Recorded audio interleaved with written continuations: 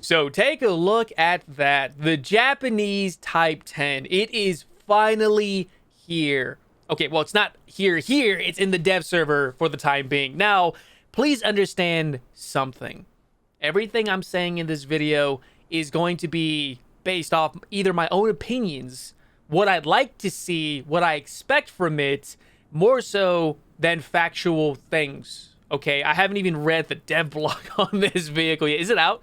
I don't even know if it's out. I just got back from LA. I came home a little earlier, not for this, just for other reasons.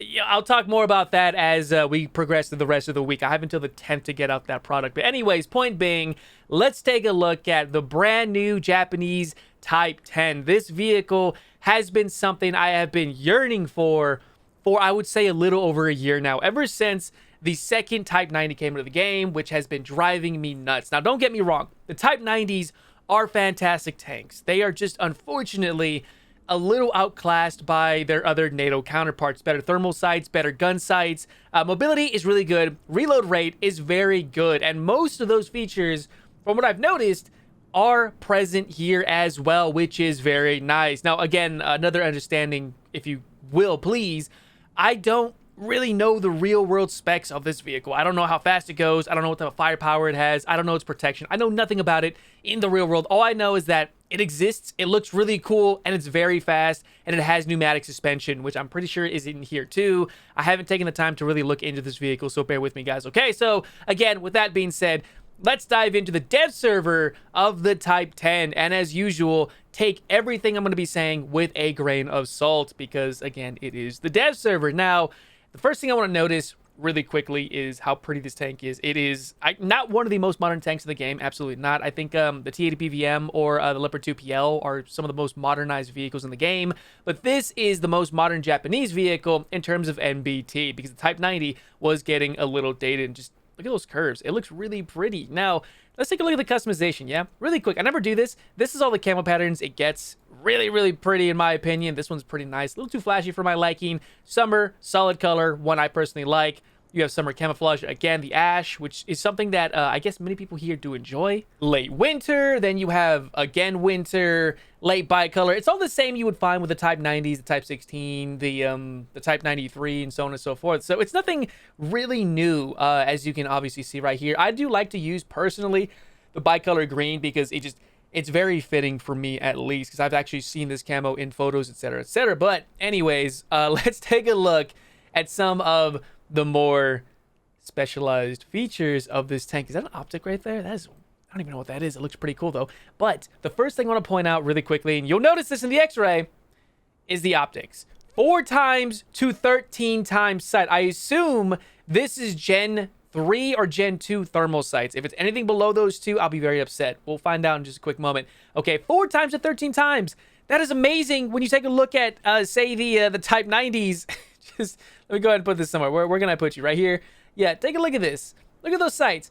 8 to 12 times. That's a fat yikes. And it's always driven me nuts. But this is incredibly nice to have. And you have a commander sight with the same exact zoom, 4 to 13 times. Will this stay in the game? I have no idea. And it's also on a pedestal, apparently. Just it's kind of weird how that works, right? This is going to be a magnet for HE rounds, for Russian frag rounds. Just saying, okay? All they have to do is aim right here, and you're probably dead. But there's one big thing you probably noticed, is the armor. Now, yes, it's really good armor for the most part. 605 millimeters of NERA elements. Really cool, right? But just, I don't think this is true. I don't think this is how it's going to actually be. In fact, I think there's going to be way more than this. The upper front plate composite is missing as well. I understand keeping the weight of the vehicle down to where it's at right now makes a lot of sense in the real world, but I don't think this is very accurate. So again, this is another moment of take it with a grain of salt. Is it actually in play? So for example, let's go take a look at the, let's say Germany's 2A6 DM53. Yeah, you see, I don't really believe that's real. Yeah, just... As you can see, I don't believe it's real for the time being. We'll see when the game actually launches, or when this vehicle actually launches in the game, excuse me. But aside from that, you probably noticed by now, is the firepower. Now, this vehicle has a 4-second auto loading, the same system found as the Type 90s. I'm pretty sure it's modernized for the most part. But here's the best part about it. It gets the Type 10 APFS DS every 4 seconds. 615 millimeters of base penetration, 519 at 30, 355 at 60. You can make this thing like the same as M829A1, keep it around 598, 590. It would have been no different than what it is right now. This is absolutely insane. And trust me when I say, if they keep the armor values the way you see it right here, I think it would be fairly balanced. But if they give this thing armor comparable to that of, say, the Leopard 2A5s or 2A6 or even the 122s, that's going to make things very interesting, because you have a vehicle that can go 70 kilometers and apparently can go 70 in reverse. It's here somewhere. Give me... Okay, I saw it earlier where I was able to highlight some things. Wait, what the hell? Whoa, why can't I highlight anything? Give me a second here. Give me a sec. Something broke. Something just broke. Okay. Okay, sorry about that.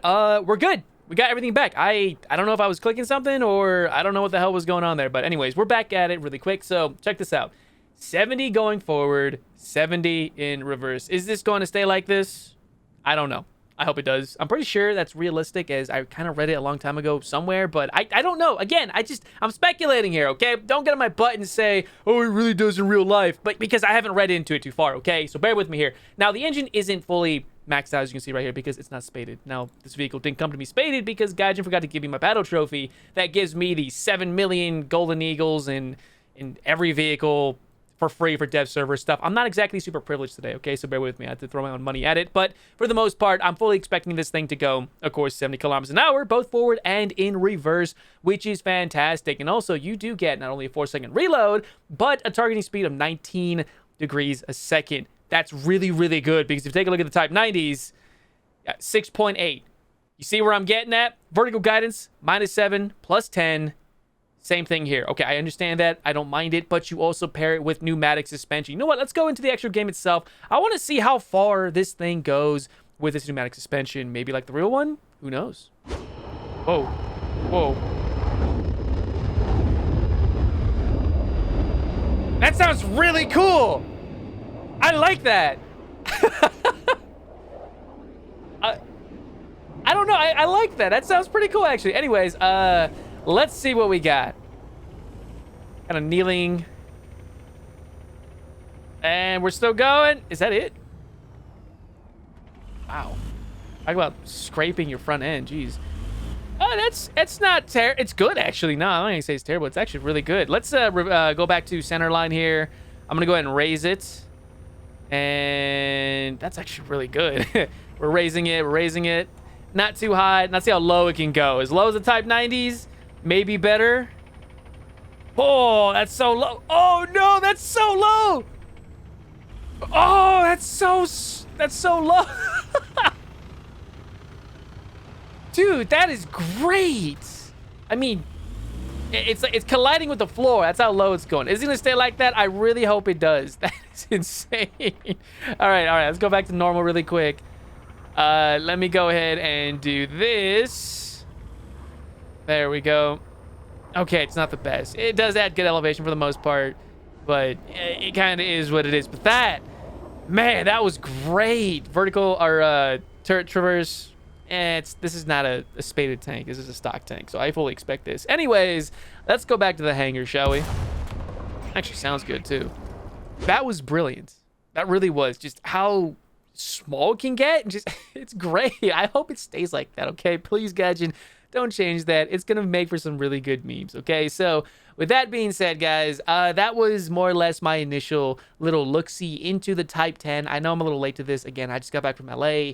I got some work done over there, and I'm back early today. I'll kind of talk about that later on as we get the promo set up. It was for a YouTube ad thing I'm throwing in later. But point being is we are back. I'm glad to see the dev server up. I don't want to go into full detail about everything because I just don't have the time for that at this given time. And also, many of the creators have already covered quite a bit as I've been watching a bunch of them make some stuff myself, such as, Scottish Koala with his Q&A stuff.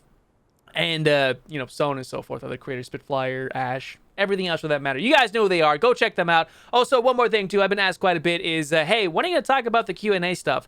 In truth, I don't want to talk about it too much because it's a lot of negative stuff behind it. And I have my own opinions, which I'll say for the live streams. If you guys want to go ahead and check that out, I stream every Monday, Wednesday, Friday, Saturdays. So if you guys want to jump on in there, I'll have my opinions there. I would rather not make it into a video format because opinions change, and I can at least, talk more and more about it during the live streams itself. So bear with me. And I totally forgot to check the thermal sights on this thing. I assume it's Gen 2 Plus. Okay, I'll just say that. All right. Anyways, thank you guys so much for checking this out. I hope you guys do enjoy the rest of the dev server. And I will have another video out very soon, which is the 3BM60 on the T90 because Boris is getting a huge upgrade once again. So yeah, enjoy that double release, and I'll see you guys not only in the next video or even those streams, which again, you should totally check out, but in War Thunder itself. I'll see you guys either in the live game or in the next update. We'll see.